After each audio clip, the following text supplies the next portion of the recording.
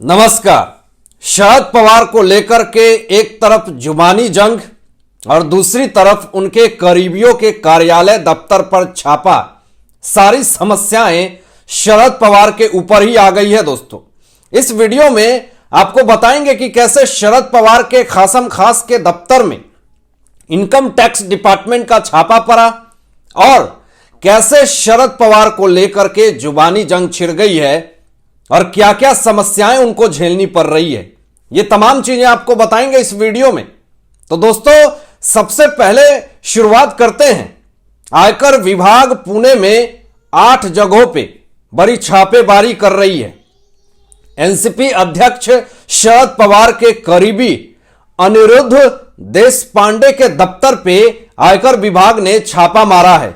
City group के chairman और अमनोरा park के सर्वेयर अनिरुद्ध देशपांडे, जो पुणे के एक व्यवसायी हैं, पर आज सुबह आयकर विभाग के अधिकारियों ने छापा मारा है। अब बताएं आपको कि सूत्रों ने बताया कि देशपांडे के घर और कार्यालय में सुबह से ही पेड़ों की कटाई का काम शुरू हो गया था। जानकारी है कि यह जांच वित्तीय गमन के संदेह में की जा रही है। दोस्तों, देशपांडे के राज्य के बड़े राजनेताओं से घनिष्ठ संबंध है। हमेशा दूसरों पर आरोप लगाने वाले आज संजय राउत जो हैं, चाहे शरद पवार हो, यह सब अपने आप में खुद फंसते जा रहे हैं। कभी इन्फोर्समेंट डायरेक्टरेट का छापा, कभी इनकम टैक्स डिपार्टमेंट का छापा, यानी जितने भी फर्जीवाड़े हैं उन सब का पर्दाफाश हो रहा है। और केंद्रीय एजेंसियां जो है वह बार बार उन तमाम बड़े बड़े भ्रष्टाचारी नेता को पर्दाफाश करने में लगी हुई है। आखिर कैसे यह लोग अपने आप को बचा पाएंगे और राजनीति में जो आने वाला चुनाव है उसमें जीत पाएंगे कैसे ये लोग? यह सवाल अपने आप में बहुत बड़ा खड़ा हो रहा है। लेकिन दूसरी तरफ जो छापा पड़ रहे हैं और दस्तावेज मिल रहे हैं, उसके आधार पर तो खुद शरद पवार के करीबी हसन मुशर्रफ हो, चाहे संजय राउत का फर्जीवाड़ा, यह सब बाहर निकल करके सामने आ रहा है। महाराष्ट्र की जनता तो सब देख रही है कि कौन क्या कर रहा है, कौन कौन बड़े नेता शामिल हैं इस फर्जीवाड़े में। इसकी जांच भी चल रही है। अब जांच इतनी तेज चल रही है कि शरद पवार के जो करीबी हैं उनके दिल की धड़कन बढ़ रही है। ये लोग किस तरीके से मिलकर के सारे घोटाले करते हैं, सारे चीजों का पर्दाफाश हो रहा है। दूसरी तरफ आपको बताएं कि अब जुबानी जंग छिड़ गई है। इसमें बड़ा बवाल हो गया है, नया बखेरा शुरू हो गया है। अब आपको बताएं यहां पे बड़ी खबर कि कोली समाज की विभिन्न मांगों को लेकर आज धूला में आक्रोश मार्च निकाला गया। इस अवसर पर भाजपा विधायक गोपी चंद पाडलकर की उपस्थिति में कोली समाज की एक बैठक हुई। इस मुलाकात में आपको बताएं कि शरद पवार और संजय राउत की आलोचना करते करते गोपी चंद पाडलकर की जुबान जो है वो फिसल गई। अब जुबान फिसली या उन्होंने बोला ये तो बात की बात है, लेकिन गोपी चंद पाडलकर ने शरद पवार पर राज्य में विभिन्न जनजातियों के विभिन्न मुद्दे पर गंदी और ओझी राजनीति करने का आरोप लगाया है। दोस्तों, धनगर समुदाय के आरक्षण का विरोध करने वाले लोग शरद पवार के भी करीबी थे। इन सब का एक मालिक है, इसलिए मैं हमेशा पवार की बात करता हूं। गोपी चंद जी ने यह बात कही। गोपी चंद पाडलकर ने शरद पवार की आलोचना करते हुए यह कहा कि शरद पवार पहले ही गंदा और नीच काम कर चुके हैं। गोपी चंद पाडलकर ने उन विरोधियों की भी आलोचना की जो कहते हैं कि शिंदे फडणवीस सरकार गिर जाएगी। फटे पुराने नोट शरद पवार और संजय राउत। उन्होंने यह भी कहा कि शिंदे फडणवीस सरकार काफी मजबूत है।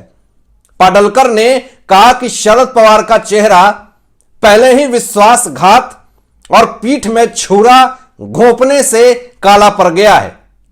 यह बात से चारों तरफ आक्रोश फैल गया है। शरद पवार की आलोचना तो चारों तरफ से हो रही है क्योंकि उनके समर्थक, कार्यकर्ता, नेता, विधायक जिस तरीके का बयान दे रहे हैं और जिस तरीके से उनकी फर्जीवाड़ा सामने आ रही है, उसके आधार पर बीजेपी के विधायक हो या शिंदे फडणवीस सरकार के विधायक, सारे लोग आलोचना कर रहे हैं।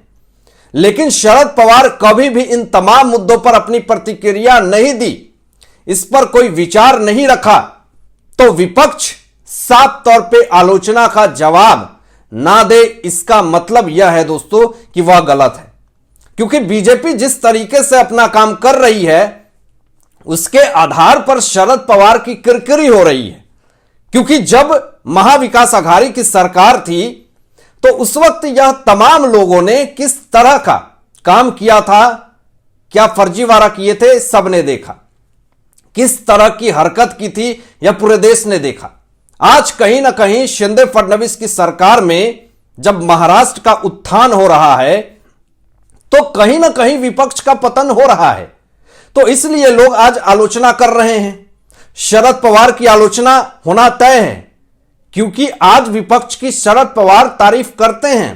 तख्ता पलट गया है, समय बदल गया है, इसलिए शरद पवार आज विपक्ष को बहुत तारीफ करते हैं। विपक्ष यानी देवेंद्र फडणवीस की सरकार को जिस तरीके का बयान शरद पवार दे रहे हैं और देवेंद्र फडणवीस की तारीफ कर रहे हैं, जरा सुनिए। देवेंद्र फडणवीस के लिए पहले उस बयान को आपको बताते हैं, इससे आपको साफ तौर पे पता चल जाएगा कि शरद पवार की मंशा क्या है, वह चाहते क्या हैं। क्या राजनीति में आने वाले समय में कुछ बड़ा धमाका होने वाला है, तख्ता पलट होने वाला है? ऐसे तो शरद पवार शिंदे और फडणवीस के संपर्क में हमेशा हैं, यह आपको भी पता है। अपने विचार व्यक्त करते हैं शिंदे जी को शरद पवार, कॉल भी करते हैं, समर्थन भी देते हैं, ऐसी खबरें आती हैं दोस्तों। लेकिन जरा उस बयान को सुनिए कि शरद पवार आज क्या क्या कह रहे हैं। उसके बाद आपको बताते हैं कि शरद पवार की मंशा क्या है।